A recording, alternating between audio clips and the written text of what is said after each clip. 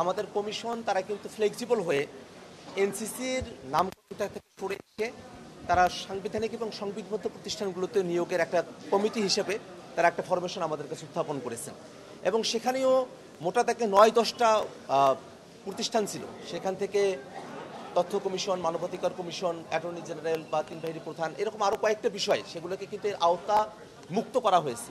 পরবর্তীতে শুধুমাত্র নির্বাচন কমিশন, তার সাথে সরকারি কর্ম কমিশন, দুর্নীতি দমন কমিশন, মহাহিসাব নিরীক্ষক, ন্যায়পাল, এই 5টা বিষয়কে এই নিয়োগ কমিটির মধ্য দিয়ে এটাতে নিয়োগ সম্পূর্ণ করা হবে, সেই কথা বলা হলো।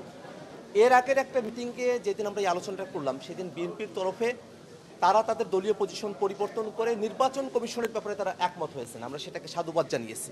কিন্তু সেদিনই তারা বলেছিলেন যে তারা নির্বাচন কমিশনের ব্যাপারে তারা একমত, কিন্তু বাকি 4টা বিষয় যদি আলোচনা হয় তাহলে তারা সেই আলোচনায় অংশগ্রহণ করবেন না। এবং সে মতেই আজকে যখন আলোচনাটা শুরু হয়েছে দুর্নীতি দমন কমিশন, মহাহিসাব নিরীক্ষক, তারপরে পাবলিক সার্ভিস কমিশনের বিষয়গুলো নিয়ে, তখন তারা এই আলোচনা থেকে ওয়াকআউট করেছে। স্বভাবতই এই বিষয়টা নিয়ে আমরা বলেছি যে এটা তো আমরা কোনো একটা দলের নীতি আদর্শ বা কোনো একটা দলের গঠনতন্ত্র ঠিক করার জন্য আমরা এখানে বসি নাই। আমরা গোটা জাতির প্রত্যাশার জায়গাগুলোকে কিভাবে রাষ্ট্রীয় কাঠামোর মধ্য দিয়ে পূরণ করা সম্ভবপর হবে সেরকম একটা কাঠামো বিনির্মাণের জন্যই কিন্তু আমরা এখানে বসেছি। আমরা এখানে সংস্কারের বিষয়গুলো নিয়ে কথা বলছি। যদি কারো কাছে মনে হয় যে পিএসসিকে, সরকারি কর্ম কমিশনকে, দুর্নীতি দমন কমিশনকে সেটা আগে যেভাবে নিয়োগ হতো সেভাবে নিয়োগ হলেই জাতির জন্য ভালো, তাহলে তারা সেটা যুক্তি দিয়ে উপস্থাপন করবেন। আর আমরা যেটা বলছি যে এটা আগে যেভাবে নিয়োগ হতো সরকারিভাবে, সেটা না হয়ে এক দলের নিয়োগ না হয়ে একটা নিরপেক্ষ বডির মধ্য দিয়ে, নিরপেক্ষ একটা কমিটির মধ্য দিয়ে সরকারি দল, বিরোধী দলের সেখানে অংশগ্রহণ থাকবে, তাদের মধ্য দিয়ে যদি একটা নিয়োগ হয় তাহলে সেই নিয়োগটা ফেয়ার হবে, সেই নিয়োগটা দলনিরপেক্ষ হবে, সেই প্রতিষ্ঠানটা দলনিরপেক্ষভাবে কাজ করবে।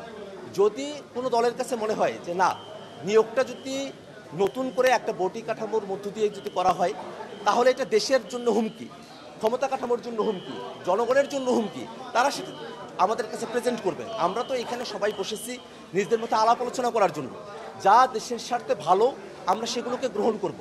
তারা যদি এটা আমাদের কাছে যুক্তিসঙ্গত উপায়ে প্রমাণ করতে পারেন, বলতে পারেন, উপস্থাপন করতে পারেন যে না, দুর্নীতি দমন কমিশনের নিয়োগ আগে যেভাবে হতো সেটাই ভালো, নতুন নিরপেক্ষ বডির মধ্য দিয়ে নিয়োগ হলে সেটাই বরং দেশের স্বার্থের জন্য সেটা অনুকূল হবে না, তাহলে হাউজে যে রাজনৈতিক দলগুলো আমরা আছি, অনেকগুলো রাজনৈতিক দল আমরা এখানে আছি, আমরা সেটাকে নতুন করে হয়তো আমাদের বিবেচনা করতে হতো। কিন্তু তারা যদি আলোচনাতেই পার্টিসিপেট না করেন, তারা যদি বুঝাতে না চান, তারা যদি গো ধরে বসে থাকেন যে না, যেভাবে নিয়োগগুলো হয়ে আসছে ঠিক সেভাবেই নিয়োগগুলো হবে, তাহলে তো এটা অনভিপ্রেত, এটাকে তো কোনোভাবেই যুক্তির মানদণ্ডে এটাকে যুক্তিপূর্ণ হিসেবে বিবেচনা করা যায় না।